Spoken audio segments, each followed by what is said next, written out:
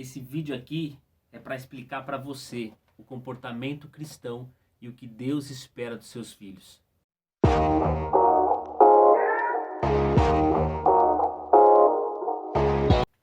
Eu quero conversar com você nesse vídeo sobre o comportamento cristão e entender melhor o que Deus espera daqueles que são seus filhos.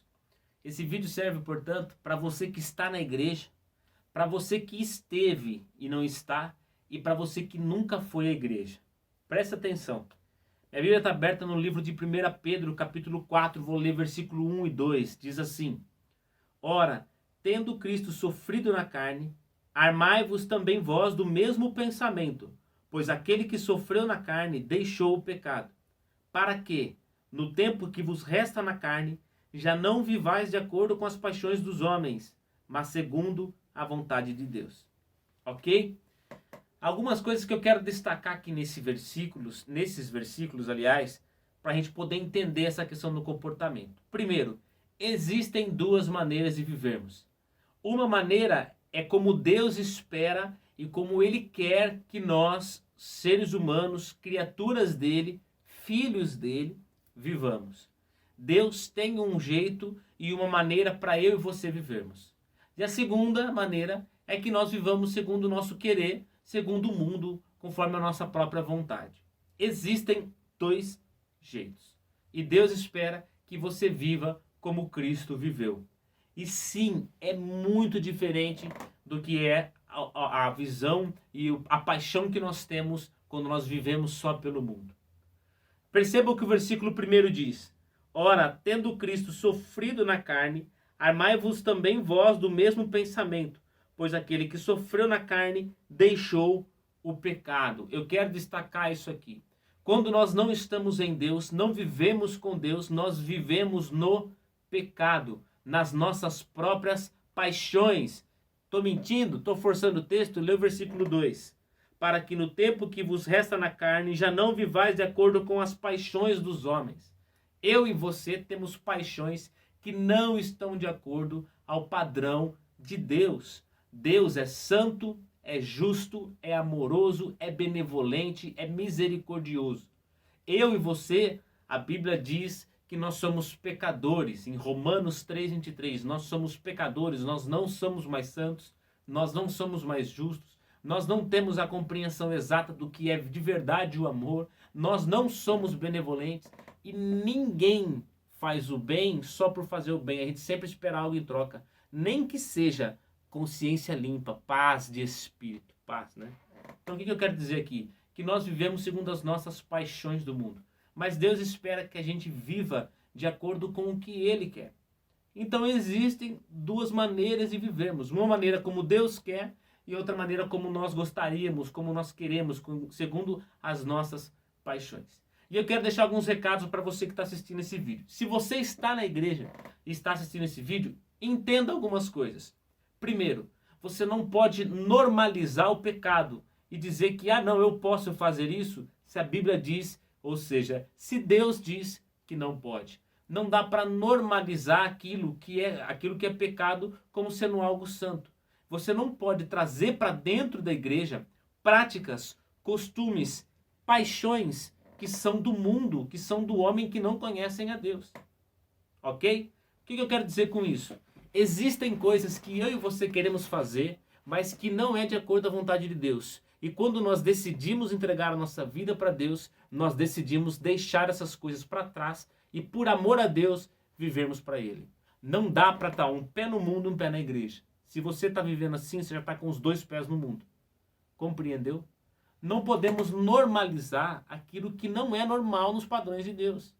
Deus é santo e nós precisamos buscar a santificação até que Deus venha, que Cristo volte ou que Ele nos leve a Ele, aonde nós seremos de fato santificados, regenerados por Ele, lá na glória, já com o corpo glorificado, melhor dizendo. Ok, querido? Deu para entender? Não normalize o pecado. Não diga que é normal que a igreja tenha um comportamento pecaminoso, porque não é normal. Não é para nós vivermos segundo as nossas paixões. É para vivermos como Cristo viveu, ainda que isso signifique que nós vamos padecer. Olha só. Ora, tendo Cristo sofrido na carne, armai-vos também vós do mesmo pensamento, pois aquele que sofreu na carne deixou o pecado. Armado do mesmo pensamento, ou seja, Cristo sofreu, eu também vou sofrer e eu vou vencer o pecado através de Cristo. Não normalize o pecado. Fechou? Você está dentro da igreja? Deu para entender isso? Deu para captar? Legal. Para você que esteve na igreja e não está mais, se você ler esse texto aqui, você vai perceber o seguinte, versículo 4. Por isso, difamando-vos, estranham que não corrais com eles o mesmo excesso de devassidão. Por que eu estou lendo esse versículo para você que esteve na igreja e não está mais? Esteve nos pés do Senhor e não está mais. Porque, para mim, esse versículo é fundamental para você. Difamando-vos, estranham que não corrais com eles no mesmo excesso de devassidão. Para você parece ser estranho continuar na presença de Deus. O problema é que quando você estranha estar na presença de Deus, você acaba correndo num caminho de excessos de devassidões. Muita devassidão. Por que isso? Porque você é uma pessoa má? Não, porque todos nós somos pessoas más. Sem Deus, nós somos terríveis. Olha a situação do mundo. O homem sem Deus é terrível. Só Deus para poder amenizar o pecado, o peso do pecado, aquilo que o pecado traz. Então, se você esteve e não está mais na igreja, eu te dou um conselho. Volte para os pés do Senhor Jesus. Deixe esse caminho de excesso de devassidão, porque qualquer que seja o pecado, ele é devasso. E se você percorre esse caminho, já é demais, já é excesso de devassidão. E volte para os pés do Senhor Jesus Cristo. Não viva segundo o padrão do mundo. Viva segundo o padrão de Deus. E para você que nunca foi na igreja, eu tenho um versículo especial para você, que é o versículo 5 desse texto, que diz assim, ó. Os quais hão de prestar contas àquele que é competente para julgar vivos e mortos. Deixa eu dar um recado para você, meu amigo. Deus, que é santo, justo, poderoso, onisciente, ele é competente para julgar vivos e mortos. E adivinha só, ele vai julgar a todos aqueles que não o aceitaram como suficiente Salvador. Então, um recado para você. Pare de viver conforme o comportamento que você ama, conforme o comportamento que o mundo te impõe. Pare de andar nesse caminho de muita devassidão, de excesso de devassidão. E se entregue ao Senhor Jesus Cristo. Ok? Porque Ele é Deus e Ele é competente para julgar. E se você não se entregar, infelizmente é isso que vai acontecer. Deus te ama e Ele quer te salvar, mas você precisa se entregar e decidir viver um comportamento segundo a vontade dEle. Sabe, tem uma coisa muito interessante.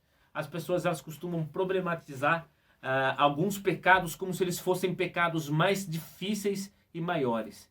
Olha, deixa eu te contar uma coisa. Todo mundo que está dentro de uma igreja luta contra os seus pecados. Então não ache que porque você está fora da igreja, você não deve se impor esse padrão de Deus e lutar contra os seus pecados. Você deve sim se impor esse padrão. Você deve sim lutar contra os seus pecados. Ou vai me dizer que todos os seus impulsos são puros e você só quis o bem para todo mundo a todo tempo na sua vida? Eu acho que não, não é verdade? Então sim, você sabe que existem coisas que precisam mudar dentro de você. E sim, essas coisas vão te empurrar para o comportamento que Deus espera que você tenha. Um recado? Siga esse comportamento. É esse recado que eu te deixo. Siga o comportamento de Deus. Fechou? Que Deus te abençoe. Queridos, eu quero pedir para vocês se inscreverem no canal, para você compartilhar esse vídeo se você curtiu, para você curtir o vídeo. Se você não curtiu, dê o dislike, fique livre para fazer o que você quiser fazer nesse canal. As minhas redes sociais estão passando aqui embaixo. Queria pedir para você me seguir no Instagram, me seguir no Facebook e fique à vontade para entrar em contato comigo em qualquer uma das redes, para que a gente possa estar sempre se aproximando e conversando mais de perto. Fechou? Muito obrigado. Siga o comportamento de Deus, que Deus espera. Se entregue a Jesus Cristo, porque Ele tem obra para fazer na tua vida. Ele tem muita coisa que Ele quer mudar, mas Ele não vai fazer se você não permitir. Siga Cristo. Amém, querido? Muito obrigado. Que Deus te abençoe e até logo.